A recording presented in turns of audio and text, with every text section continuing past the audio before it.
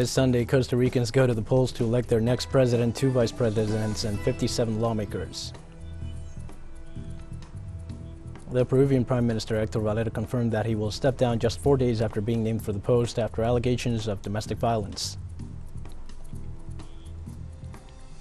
The African Union has condemned a recent wave of coups that has been an unprecedented number of member states suspended from the bloc.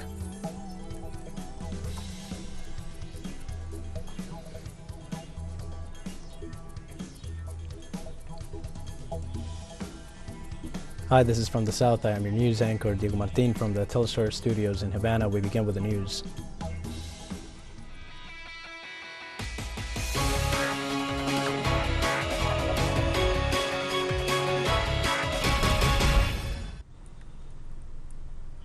Costa Ricans are voting for a new president in elections that have yet to see a clear favorite emerge among the 25 candidates and are held amid fears of a low turnout because of a surge in COVID-19 cases. So far, outgoing President Carlos Alvarado and the strongest presidential candidates cast their vote. According to several reports, the day runs smoothly and in calm. To win outright in Sunday's first round, a candidate needs 40% of the vote. Otherwise, there will be a runoff on April 3rd between the top two. Polls show that about a third of the country's 3.5 million voters are undecided.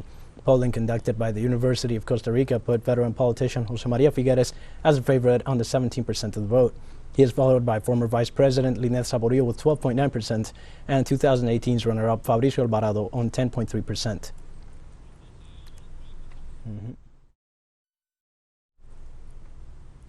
Now, as Costa Ricans go to the polls to elect a new president, 2 vice presidents, and 57 congresspersons, to delve deeper into these elections, we now talk to political analyst Maria Jose Cascante. Hi, Maria. Hello, how are you? Hi, I'm fine. So it's nice to hear that elections are going fine in Costa Rica. They're being calm. So Costa Ricans abroad voted ahead of the polls, and Los Ticos, Costa Ricans, are voting today.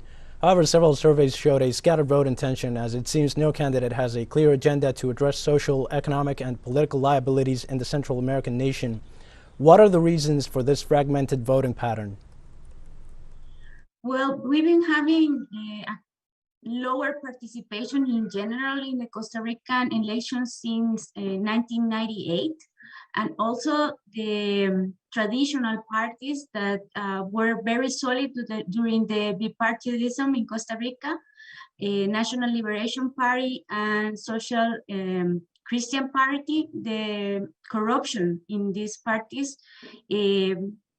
produce a lot of new parties, and this is very hard for the new voters in Costa Rica and the old ones to come back and support these parties in general. Let's now take a look into Costa Rica's current situation. The Central American nation is in the top 5 of economic inequalities index in the region, and that index seems to be growing. It also faces a lack of opportunities as there are educational deficiencies of minors and adolescents, in addition to the problems of the management of the COVID-19 pandemic. This is a country that the next president would inherit. Considering the major candidates' government programs, which are the main guidelines to tackle these issues?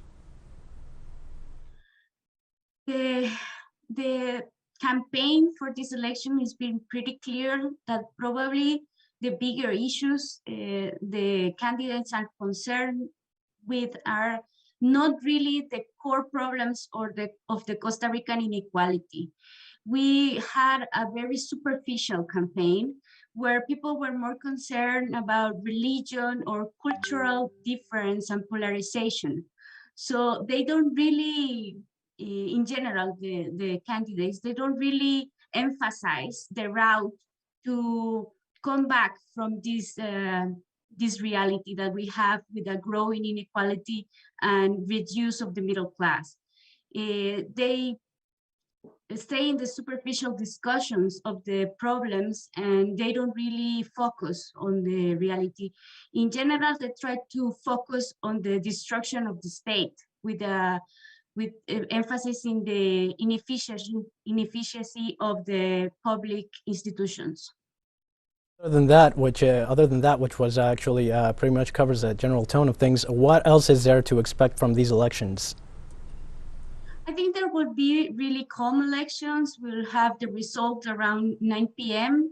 Costa Rican time today, and we'll have a second round. The two candidates that are going to be in this second round are not really clear because, as you say at the beginning, the polls, they don't really tell us much of how this encounter will focus, but I hope it's the best for the Costa Rican future. Thank you, Maria. We also hope that. Thanks so much. We were talking to political analyst Maria Jose Cascante about Costa Rica's general elections. Now, teleSUR English is covering this process and will provide you with more details throughout the week. Please stay with us as we resume our habitual programming.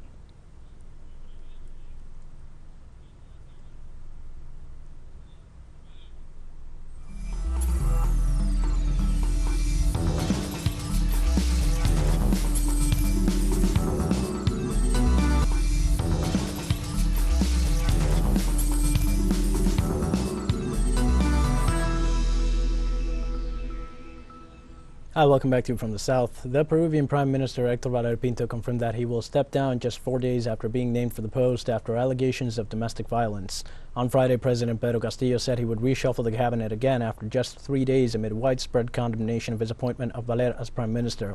The head of state must now name his fourth cabinet in just 6 months in office as the country teeters on the brink of a leadership vacuum, and there are calls for the former rural primary school teacher to resign. Valera accused the political right of forcing his resignation based on false accusations of domestic violence. Under the Peruvian constitution, when the prime minister steps down, the entire cabinet must follow suit until a replacement is nominated and a new ministerial team is chosen.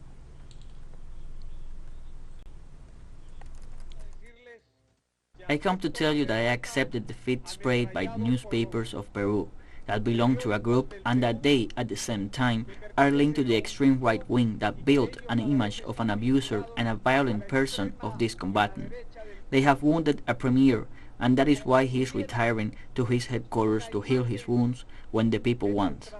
I have submitted a letter of resignation to the President of the Republic, and I recognize my defeat, but my defeat through the front pages of newspapers built on false facts. Now, Chinese President Xi Jinping met with Argentine President Alberto Fernandez on Sunday. Both heads of state addressed ways to enhance exchanges and cooperation. Xi called on the two countries to conduct high-quality belt and road cooperation and deepen cooperation in trade, agriculture, energy and mining, infrastructure, investment and financing, and jointly fight against COVID-19. President Fernandez praised the Beijing 2022 Olympic Winter Games opening ceremony and thanked China for vaccine and medical supplies and hoped for closer cooperation in vaccine and pharmaceutical production, as well as welcomed more Chinese companies to invest and do business in Argentina. The two countries also reached a series of deals during the meeting, including the joint statement on deepening China-Argentina comprehensive strategic partnership and the memorandum of understanding between the governments of the People's Republic of China and the Argentine Republic on jointly advancing the Silk Road economic belt and the 21st century maritime Silk Road.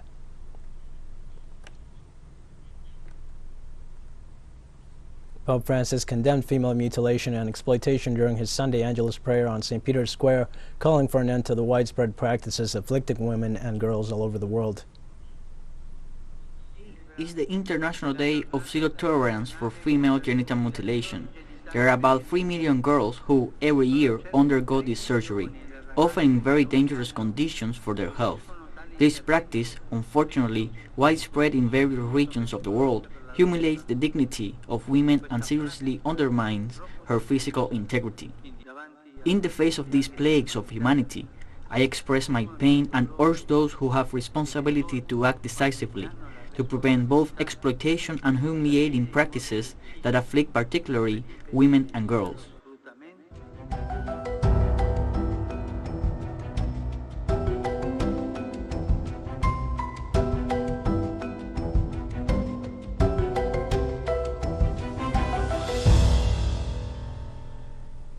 Three people were reported dead in southeastern Madagascar on Sunday after Cyclone Batsirai made landfall, leaving a trail of devastation including collapsed buildings, power cuts, and flooding. Officials said one of the towns badly affected was Nosivarica on the coast, where most of the buildings were destroyed and the town was cut off from the surrounding area due to the flooding.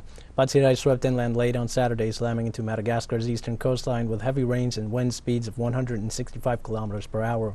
It was projected it could displace as many as 150,000 people. The damage from the storm system is compounding the destruction wreaked by another cyclone, Anna, which hit the island just 2 weeks ago, killing 55 people and displacing 130,000.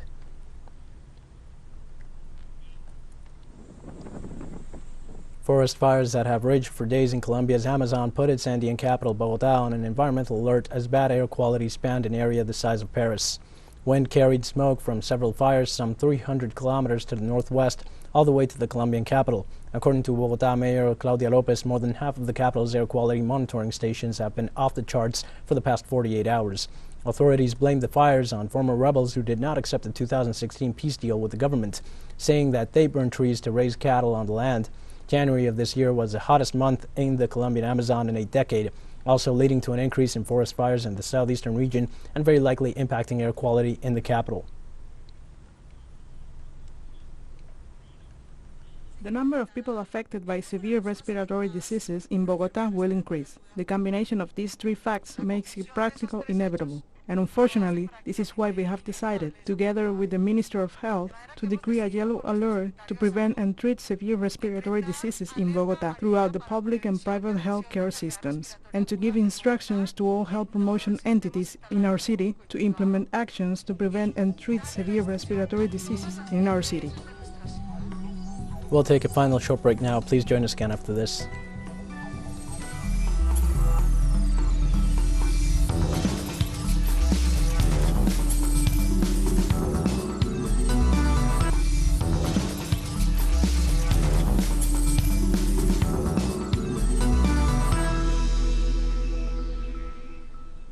Welcome back to From the South. Addis Ababa, Ethiopia. The African Union closed its 35th edition of the annual summit there Sunday by condemning a recent wave of military coups that have seen an unprecedented number of member states suspended from the bloc.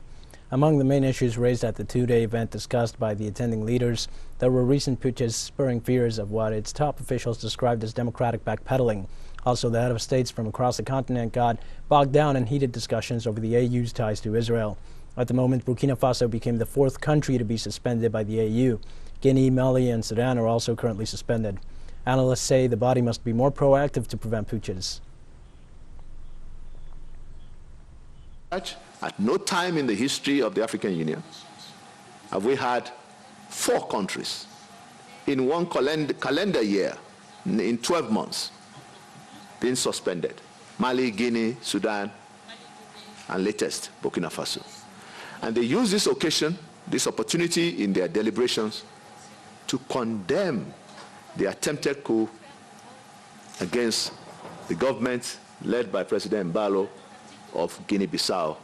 The African Union has continuously called for comprehensive, inclusive, all-embracing, immediate, unconditional ceasefire. And you can quote me on that.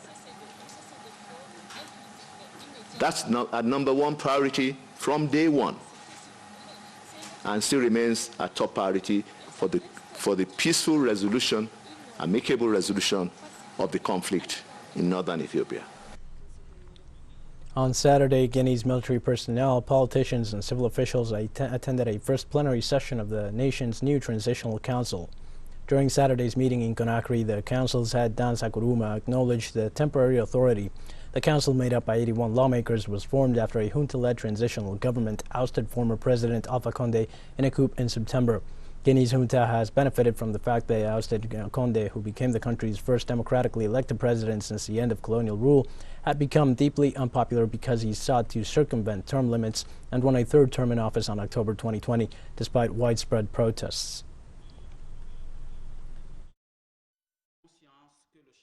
I'm aware that the radical change of the mechanisms that bring the elites to power and that allow them to remain in power almost indefinitely must be definitively resolved.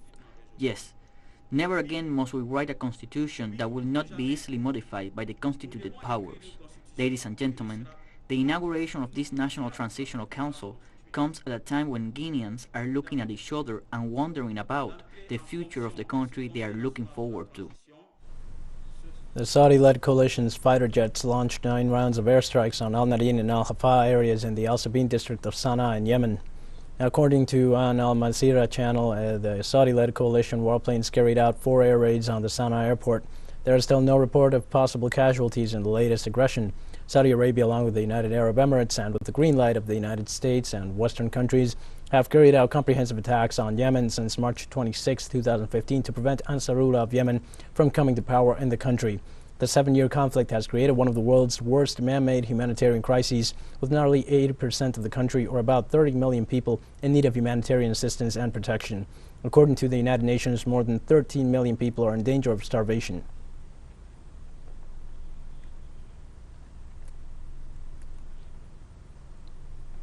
Now, Pakistan's military confirmed it has killed at least 20 rebels in Balochistan after 2 years' posts came under attacks in the southwestern province within hours of each other on Wednesday. The Pakistan military's media said in a statement that a total of 20 militants were killed during the operations, adding that at least 9 Pakistani soldiers died in the biggest attacks in recent years. A newly formed separatist Balochistan Nationalist Army claimed responsibility for the attacks in the districts of Panjshir and Noshki. Bloc rebels have been fighting the government for decades, demanding a separate state and saying the central government unfairly exploits Balochistan's rich gas and mineral resources.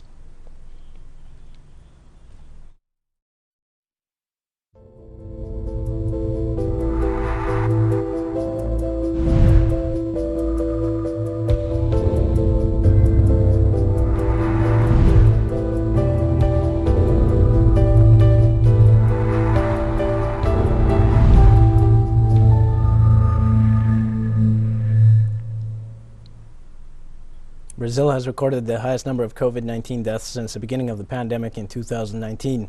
The South American country of 213 million people is one of the worst affected in the world by the pandemic. According to the National Council of Health Secretaries, the highest number of deaths from the disease was recorded on July 29th last year, when more than 8,000 people died in 24 hours. The health agency recognized that currently the number of deaths could be higher due to problems of data exchange in Rio de Janeiro and Sao Paulo. Nowadays, Brazil is in third place worldwide as a country with the highest number of SARS-CoV-2 deaths, with more than 26 million confirmed cases and nearly 700,000 deaths, the main one in Latin America.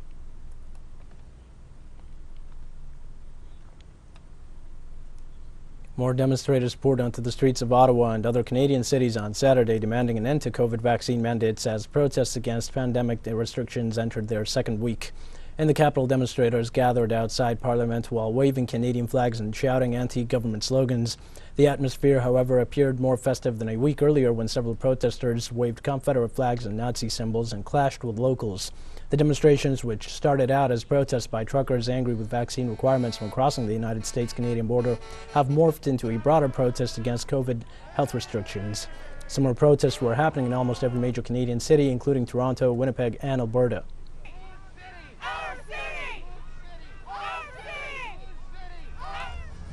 Meanwhile, thousands of people demonstrated in Rotterdam to protest against the government's COVID-19 restrictions and vaccine rules in the Netherlands. In the last 24 hours, the nation reported more than 94,000 confirmed cases and 90 more deaths than the previous day. Netherlands recorded more than 4 million confirmed cases and 21,000 deaths since the beginning of the pandemic in 2019.